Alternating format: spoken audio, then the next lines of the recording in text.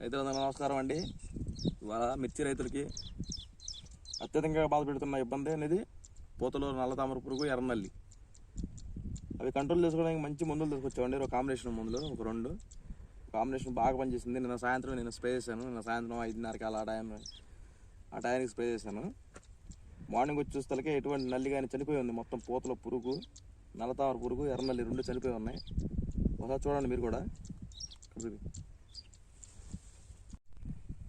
చూడండి, ఆల్రెడీ చనిపోయి ఉన్నాయి 2. ఎర్రనల్లి చనిపోయి ఉంది, నల్ల తామర పురుగు కూడా చనిపోయి ఉంది. చూడండి, 12 గంటలు అయింది అంతే స్ప్రే చేసి.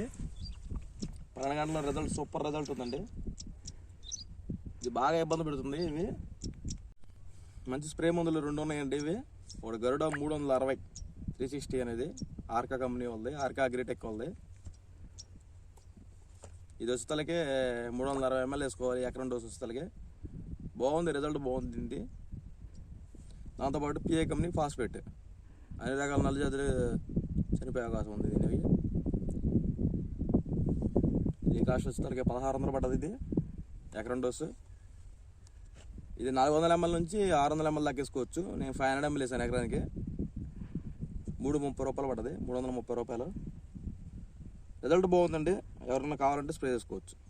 నల్ల తామర పురుగు నివారించుకోవడానికి అత్తం స్ప్రేల మీద డిపెండ్ అవ్వకూడదు. ఎందుకంటే ఇవి ఎక్కువ గుడ్లు అనేవి భూమి మీద పెడతాయి అన్నమాట. భూమి ఎప్పుడు డ్రైగా ఉందంటే ఆటోమేటిక్గా గుడ్లు జాతి బాగా పెరిగేసి మొత్తం నువ్వు ఎంత స్ప్రే చేసినా పైన స్ప్రే చేస్తావు, మళ్ళీ కింద నుంచి వచ్చి మళ్ళీ పూతలు వస్తూనే ఉంటాయి. మనం ఎక్కువగా చేరు బెట్ట రాకుండా చూసుకోవాలి.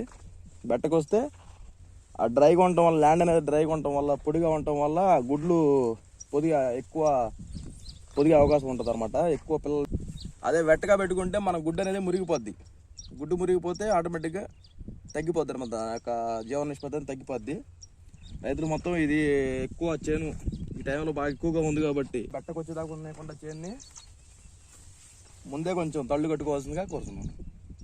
ధన్యవాదాలు.